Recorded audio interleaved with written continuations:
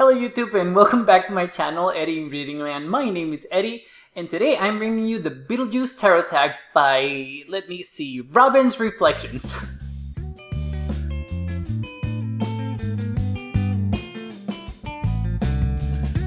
Okay guys, so I think that we should get started with the tag as soon as we can, but I have to rumble at the beginning, so I'm gonna do that.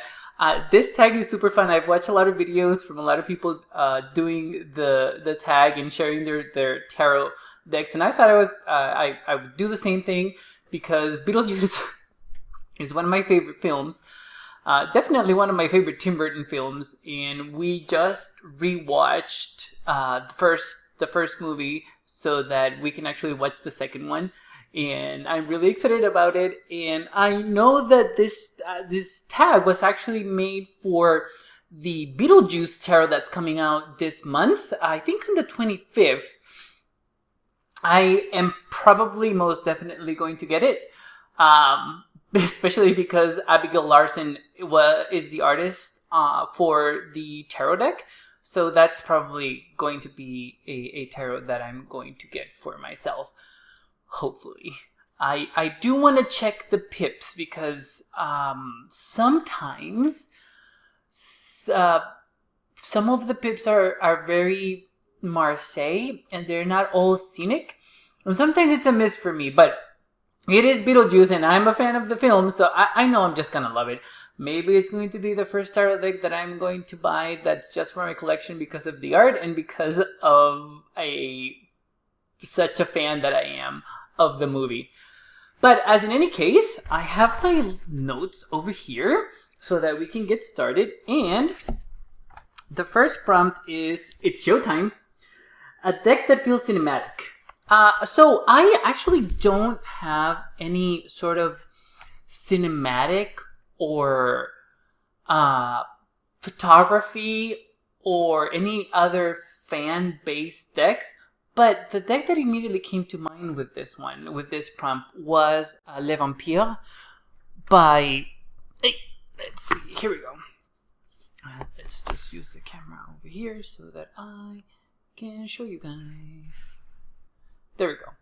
Okay, so the deck that came to mind was Le Vampire by Lucy Cavendish and artwork by Jasmine Becca Griffith. I have shown this deck before on my channel and I really like it.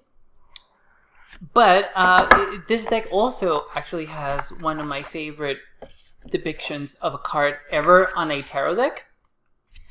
And that is the Thirst card.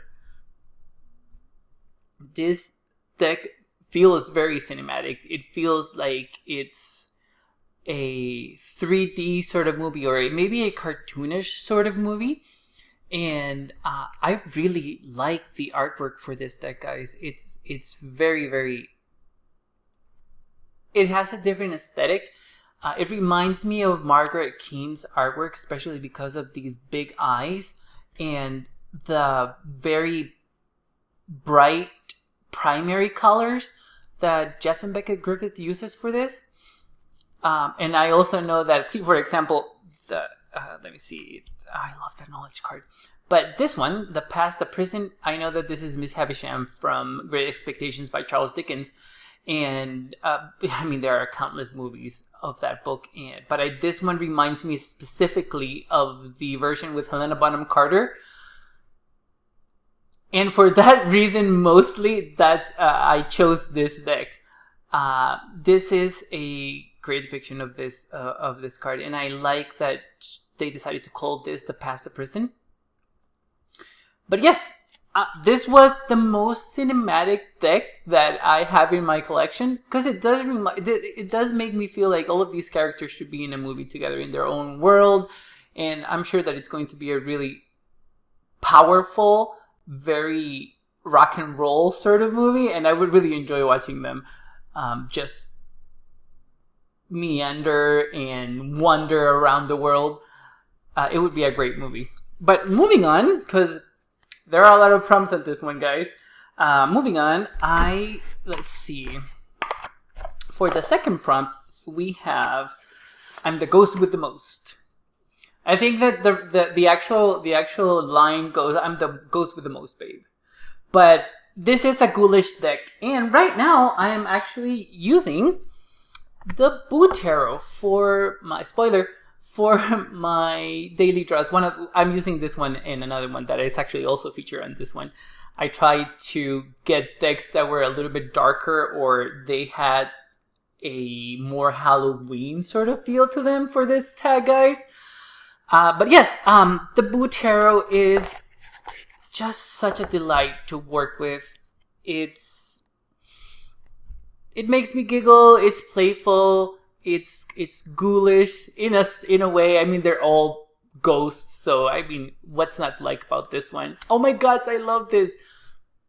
This deck has a lot of depiction of cards that only would work for a deck like this. Like, for example, the world being this sort of pumpkin spice beverage, and the ghost just floating on it. This will only, and it makes total sense to me. I mean, I can still read the world here, and I really enjoy it. It's very fun.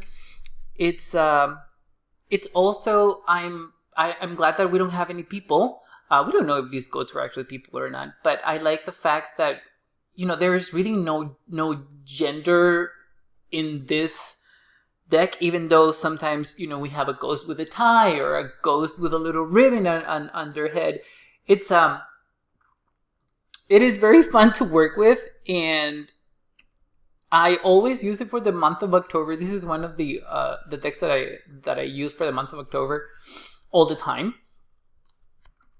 and it's just super fun. And I like the fact that we're able to see so many ghosts in doing so many different things. I mean, they're just ghosting, they're just floating around. I love the rainbow on this one. But yeah, so this is the fun, whimsical, ghoulish deck that I have, and that I thought that it was appropriate for this prompt. But let's see, moving on. Let's see, the third one, it says, I myself am strange and unusual. Lydia has she probably has the best lines out of all the movie, along with Beetlejuice and Delia Dietz. Oh God, those three characters are just great in that movie. But as in any case, for this prompt, let's see, I chose the Lost Hollow Tarot by Pixel Cult. This deck is very strange and unusual, and I like that about this deck. I have also shown this deck before on my channel, but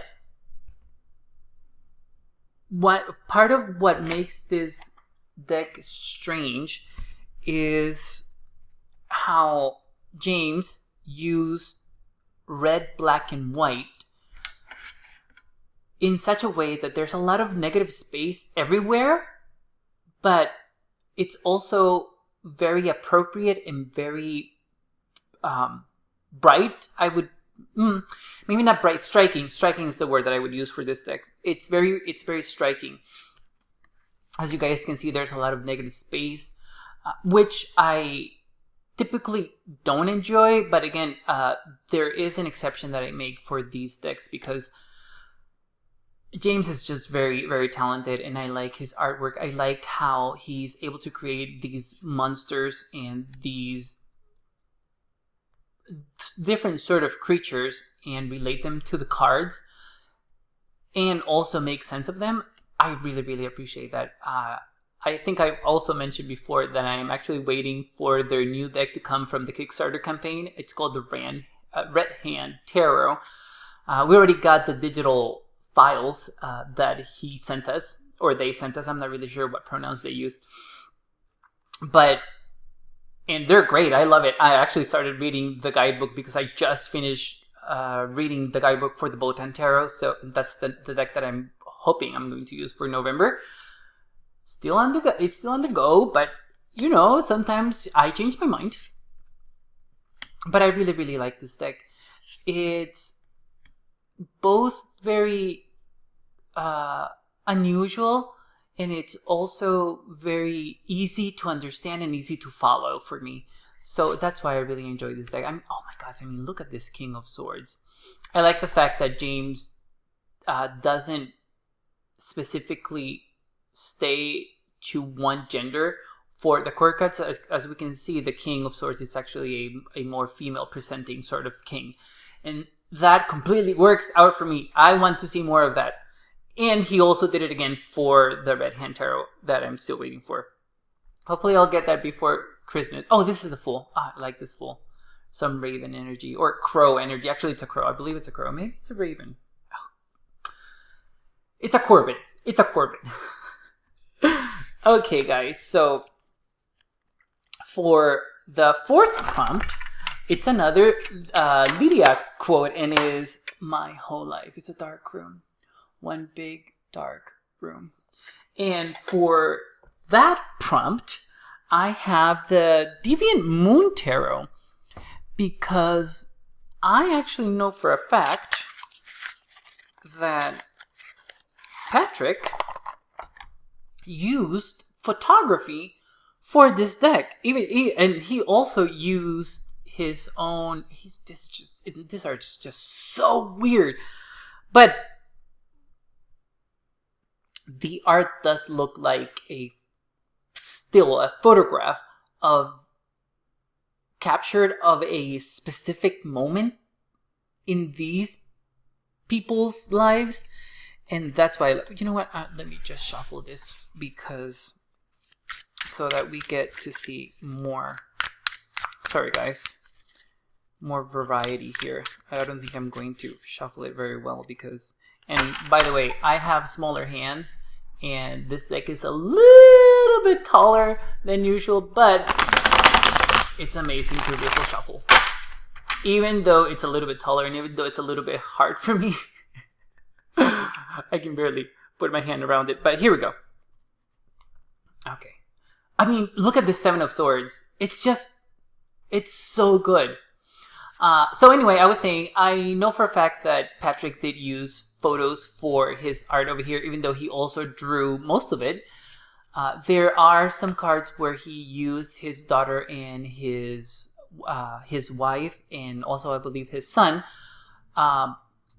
for models for the art, and I believe he either drew around it or actually used the whole picture and just shifted the color.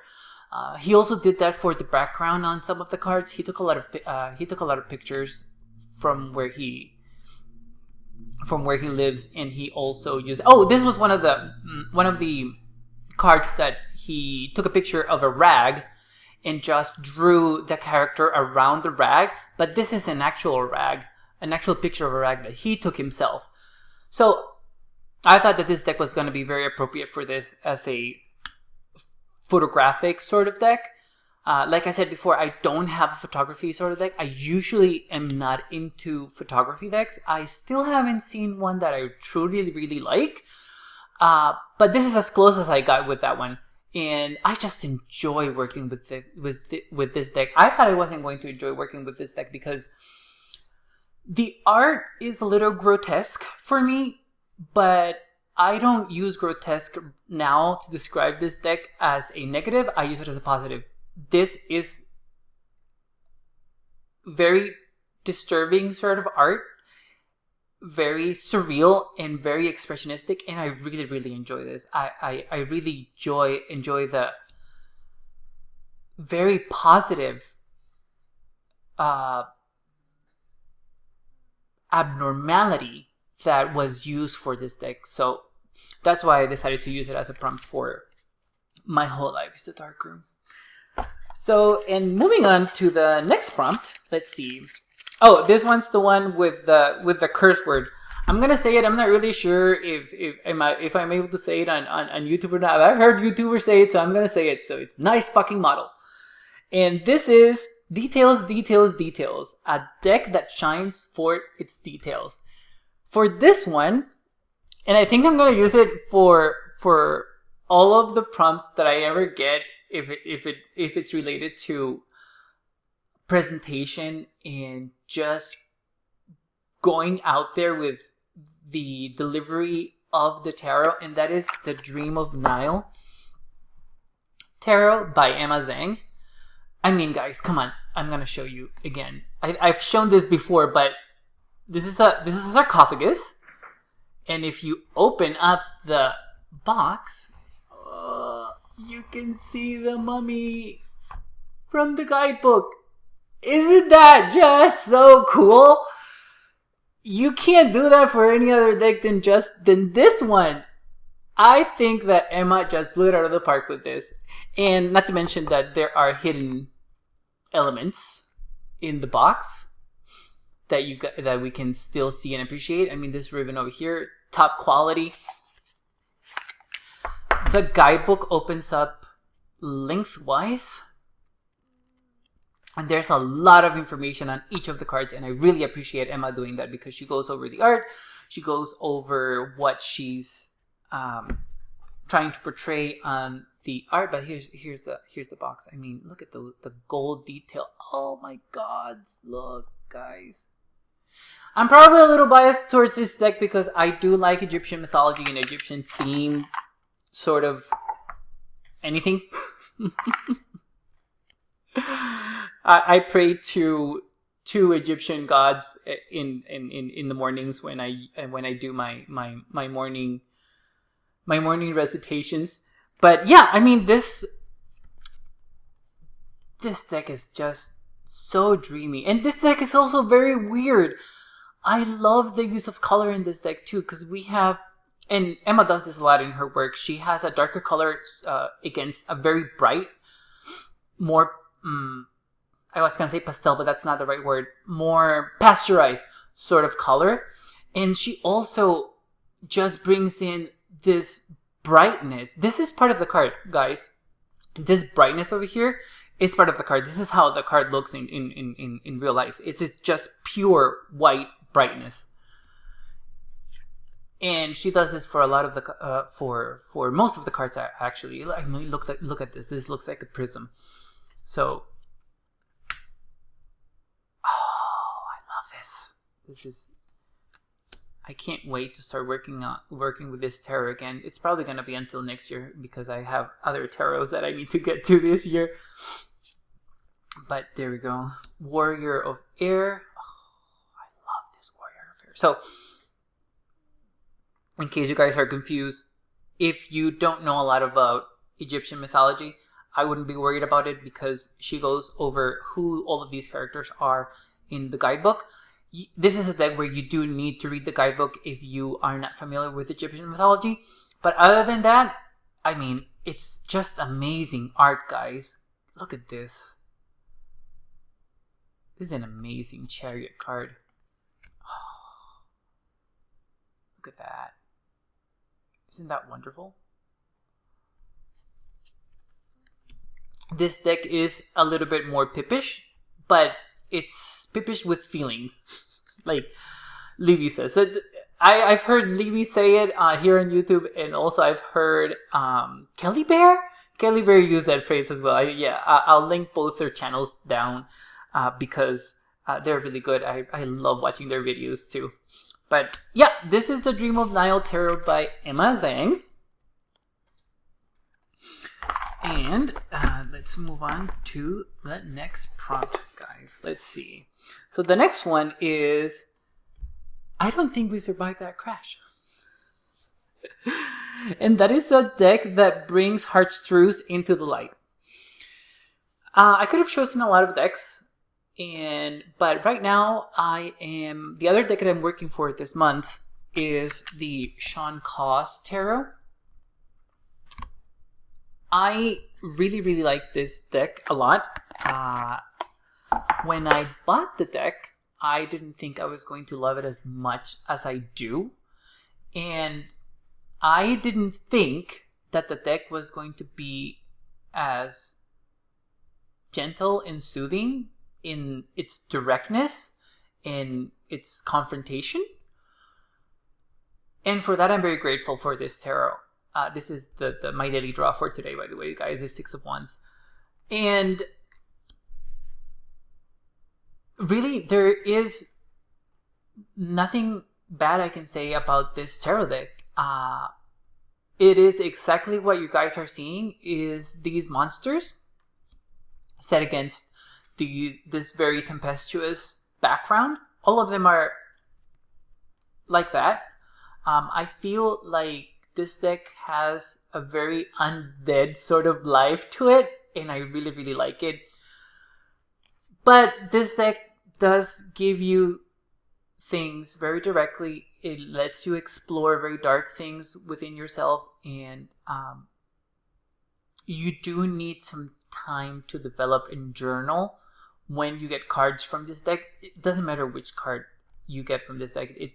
I feel like there's a need to just write about it and just let yourself go and express whatever you're feeling, whatever the card is bringing into your being, and just letting it out.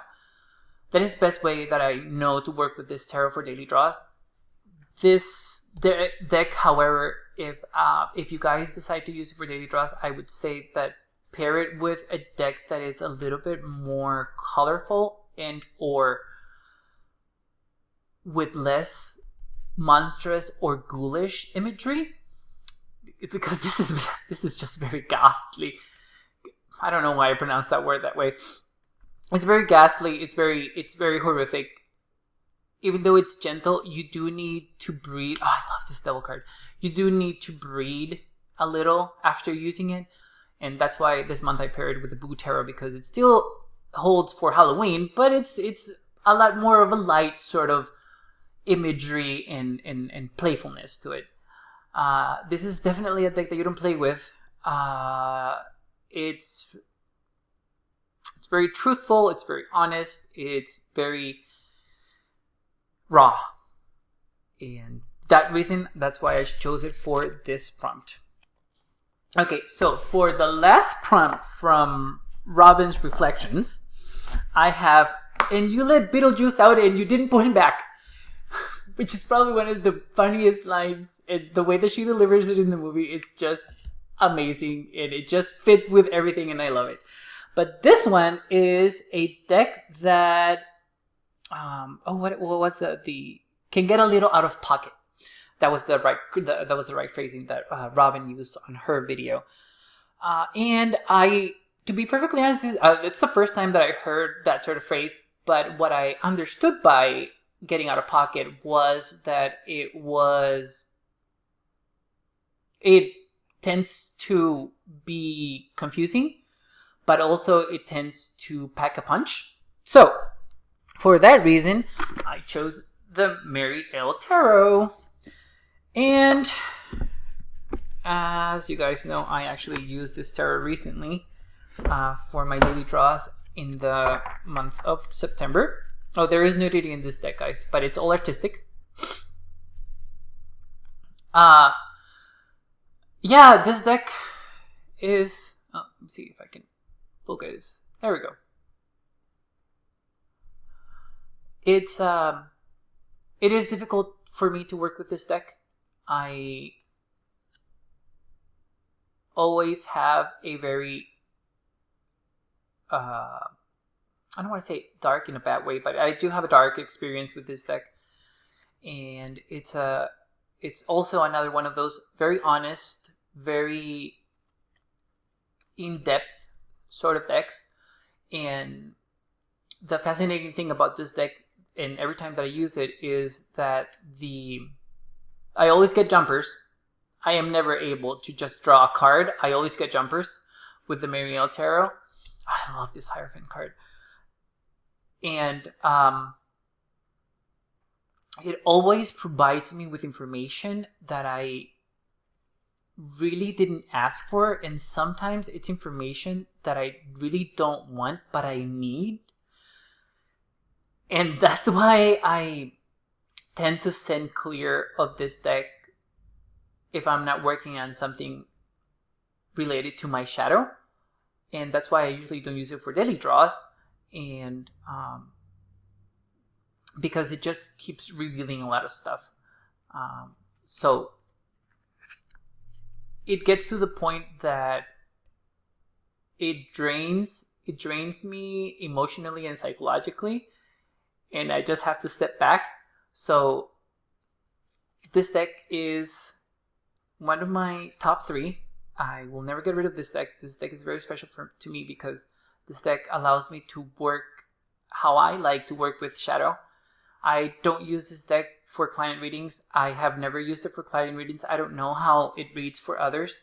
The imagery is very scary for people, and I've tested it out with friends and family before, and they're all very, well, weirded out by the imagery, but also they seem to be clearly scared of some of the imagery in this deck, and I completely understand, because I was at first, but I just know this deck so well, and it knows me so well, and we work together good, but we work together for specific times. Not all the time, and not a lot, but just for specific times. And I really, really appreciate that about the Mariel Tarot. So let's see. And so we have 2 extra prompts. One is from Tampai, and the other one, I completely forgot who the other YouTuber is, and I am so sorry for that. But I also have their extra prompt over here. I will definitely link them below so that you guys know who they are, and so that they can get credit as well for their prompts. But the next prompt is, hey, this might be a really good look for me. And this is a deck that broadens your horizon and makes you enjoy a type of system that you probably don't enjoy, or maybe it has a different sort of art that you don't enjoy, but this deck is the exception, and it makes it for you. For that, put this over here. I chose the Raven Tarot by, oh gosh, I forgot their name. Well, I'll have it also on the description below. Oh, here it is. Luong Andui. Luong by Luong. He did an excellent tarot, guys. This is an excellent tarot. It's dark, it's moody, it's bloody, it's gory, it's bizarre, and I love it. I love it. It's also very Marseille. These are all the majors, but let me see if I can. There we go. It's very pippish, as you can see. This is the 9 of Wands. 10 of Wands. This is the Rod of Pages. Yeah, I like this deck. This deck has very unusual art. This is not art that I would typically go for, but somehow it works for me. I love this queen. It's very detailed, as you guys can see. If I'm able to get closer to this, you can see the very fine penmanship over here on all of these lines. He did an excellent job with this deck, guys. I have no complaints. I just wish that this deck was available for everybody, or as a mass market deck, because this is very different. This is very new. This is very outside of the box. This is dark. This is disturbing. There's interference in all of the cards. It's a very shadow deck, yes, but gods, does it work for daily draws? It works really well for daily draws, because with images like this, your intuition just goes crazy, and it provides you with very accurate readings, and I really, really, really, really, really enjoy that. I mean, oh, look at this 5 of Swords. Look at the foxes over here, guys. Yeah, very, very, very nice tarot. Completely admire his work. I just wish that this deck was available as a mass market, so that it's accessible for people and they're able to get it. But it is what it is. Yeah. Okay, and the last one, it's a prompt by, okay, see, I think this is the one by the YouTuber that I don't quite remember their name. Again, I'm so sorry, but I'll have it in the description. And this is Never Trust the Living. A deck that makes you feel you're in a past time period. And actually, the most appropriate deck that I have for this is Alice. Oh, sorry guys. There we go. Alice, the Wonderland Oracle. This deck always reminds me of when I was 4 years old and I started reading Alice's Adventures in Wonderland, which became my favorite book of all time. Well, if you guys watched my video on books that I paired with decks, this Alice's Adventures in Wonderland will make an appearance on that one. But yeah, every time I use this deck, I am reminded of the time that I spent reading Alice's Adventures in Wonderland after my grandmother and I finished reading. Actually, after my grandmother finished teaching me how to read and write. Alice's Adventures in Wonderland was the first book that I picked out all by myself and that I decided to read. And this just takes me back to my childhood. I will say that this deck, even though it takes me back to my childhood, it's more of a memory.